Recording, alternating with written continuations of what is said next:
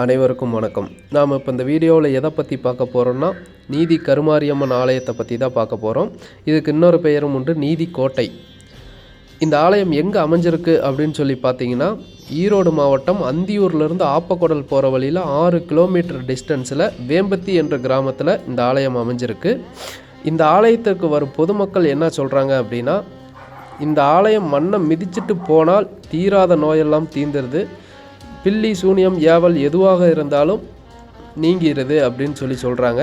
அது எப்படி அப்படிங்கிறத நம்ம இந்த வீடியோவை முழுசாக பாருங்கள், அப்போ தான் உங்களுக்கு புரியும். வாங்க வீடியோக்குள்ளே போகலாம். ஆலயத்தில் என்னென்ன தெய்வங்கள் இருக்குது அப்படிங்கிறத பற்றி பார்த்துருவோம். இந்த ஆலயத்தினுடைய மூலவர் யாருன்னு பார்த்தீங்கன்னா நீதி கருமாரியம்மன், அடுத்து நீதி மாசாணியம்மன் நிறைமாத கர்ப்பிணியாக இருக்காங்க, அடுத்து நீதி வராகியம்மன் இருக்காங்க, அடுத்து நீதி கருப்பண்ண சுவாமி இருக்காங்க. ஆலயத்தில் பூசாரி ஐயா வாக்கு சொல்லிகிட்டு இருக்காரு. வாக்கு சொல்கிற நாட்கள்னு பார்த்தீங்கன்னா வாரத்தில் 7 நாளுமே வாக்கு சொல்கிறாங்க. காலையில் 9 மணியிலேருந்து சாயந்தரம் 5 மணி வரைக்கும் தான் வாக்கு சொல்லுவாங்க. வெள்ளிக்கிழமை வாரம் வெள்ளிக்கிழமை மட்டும் 6 மணிக்கு மாலை 6 மணிக்கு பூஜை நடைபெறும். அந்த பூஜையை முடித்ததுக்கு அப்புறம் தான் வாக்கு சொல்லவே ஆரம்பிப்பாங்க. அதே போன்று ஒவ்வொரு அமாவாசைக்கும் மாலை பூஜை முடித்ததுக்கு அப்புறம் தான் வாக்கு சொல்ல ஆரம்பிப்பாங்க. வெள்ளிக்கிழமை அமாவாசை இந்த 2 நாட்களில் மட்டும் மாலை பூஜையை முடித்ததுக்கு அப்புறம் தான் வாக்கு சொல்லவே ஆரம்பிப்பாங்க. நம்ம வெள்ளிக்கிழமை பூஜை நடக்கிற அன்னைக்கே வீடியோ எடுக்கிறதுக்கோசரம் போயிருந்தோம். அப்போ பாருங்கள் க்ரௌடு எந்த அளவுக்கு இருக்குது அப்படின்னு சொல்லிட்டு. இன்னொரு அதிசயமான விஷயம் என்ன அப்படின்னு பார்த்தீங்கன்னா, பக்தர்கள் கருமாரியம்மனுக்கு அவங்கவுங்க கையாலேயே பாலாபிஷேகம் பண்ணுறது. அதை பார்த்தோன்னே எங்களுக்கே ஆச்சரியமாயிருச்சு.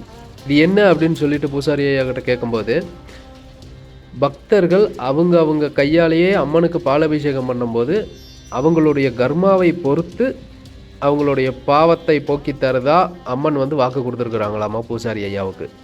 அதனால வாரம் வெள்ளிக்கிழமை அவங்களுடைய கையாலேயே அவங்க பாலாபிஷேகம் பண்ணிக்கலாம் அப்படின்னு சொல்லியிருக்காரு. என்னோட இடத்துல கருமாரிக்கு பாலாபிஷேகம் நடக்குதுன்னா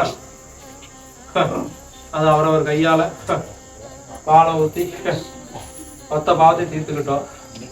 அந்த பாலை ஊத்துறதுனால அவரவர் செஞ்ச பாவம், சாபம், வெனை இது அத்தனையும் இந்த ஊத்துற பாலால் அவரவர் செஞ்ச கர்மவனைக்கு ஏற்றாப்படி கொஞ்சம் கொஞ்சமாக சுத்தமாக அழைச்சி கொடுத்துருவேன். இந்த பில்லி சூனியம் இருக்கிறவங்க அந்த பாலை ஊத்தனா மொத்தத்தையும் சரி பண்ணி போடுவேன். இது எப்பயுமே வெள்ளிக்கிழமை இந்நேரம் நடக்கும் சரியா? அதுல கஷ்டம் இருக்கிறவங்க ஊத்தி பாவத்தை தொலைச்சிக்கலாம். 7-3 தான்.